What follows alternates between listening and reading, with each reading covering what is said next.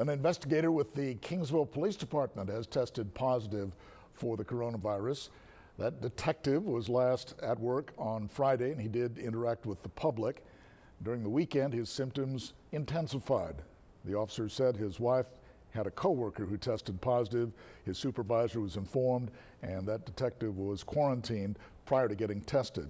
The Kingsville Police Department is currently contact tracing any individuals who may be affected, and they will be notified if they are in that category. Meanwhile, 2 more employees who had close contact with that detective have been quarantined, and other employees have been advised to self-monitor.